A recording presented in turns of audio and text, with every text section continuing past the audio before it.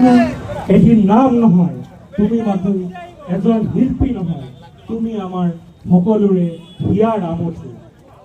তুমিয়েতো আছিলা সেই উদাৰ কণ্ঠৰ গৰাকী, যাৰ গীত মাত কবিতাবোৰে আছিল বজ্ৰপাতৰ দৰে। তুমিয়েতো আছিলা প্ৰেম, ভালপোৱা, আবেগ সকলো আমাক চিনাকি কৰাই দিয়া গৰাকী।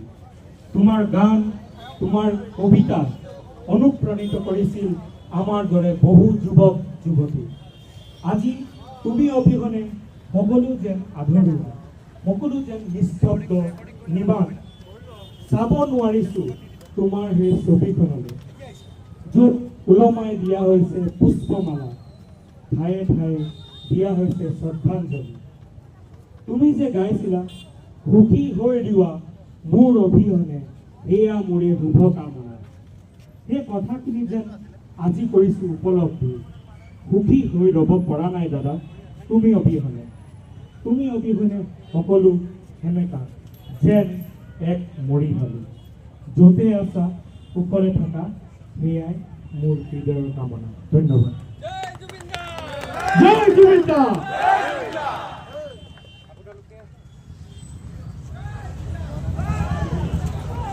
ইয়াত উপস্থিত ৰাইজ সকলোকে আপোনালোকক কৈছোঁ যে আপোনালোকৰ মনত যদি কিবা আছে, হয়তো জুবিন দাক আমি শ্ৰদ্ধাঞ্জলি জনাবলৈ বা আমি জুবিন দাক আমি শেষ মৰমকণ যাচিবলৈ হয়তো এনেকুৱা আৰু আমি মঞ্চ নাপাম। সেইকাৰণে আপোনালোকৰ মনত যদি জুবিন দাৰ প্ৰতি কিবা এষাৰ বা দুষাৰো বাক্য আছে, তেতিয়াহ'লে আপোনালোকে ৰাইজৰ আগত ব্যক্ত কৰিব পাৰিব।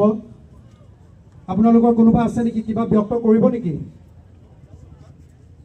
যদি কোনোবাই কিবা ব্যক্ত কৰে, তেতিয়াহ'লে আপোনালোকে অকণমান আগলৈ আহক। আমি ঘৰলৈ যাম, কিন্তু আমি প্ৰত্যেকৰে মনত থকা কথা এলাইন দুলাইন আমি ইয়াৰ পৰা শুনি যাম। কাৰ মনত কি আছে, জুবিন দাৰ কাৰণে আমাৰ অত্যন্ত মৰম শ্ৰদ্ধা আছে।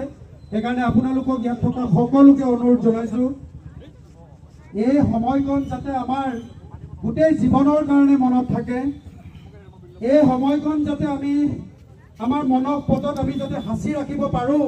সেইকাৰণে ইয়াত থকা উপস্থিত সকলোকে অনুৰোধ জনাইছোঁ, যাতে ঘৰত গৈ কোনেও মনত ভাবিব নালাগে যে মই অকণমান কিবা ক'ব আছিলে, মই অকণমান কিবা ক'ম বুলি ভাবিছিলোঁ।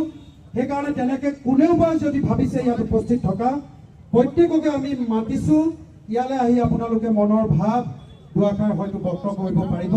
কবিতাৰ ভাষাৰেই হওক, আপোনালোকে গল্পৰ ভাষাৰেই হওক, আপোনালোকে গানৰ ভাষাৰেই হওক, তেখেতক অমৰ কৰি ৰখাৰ আপোনালোকে প্ৰয়াস কৰক। আৰু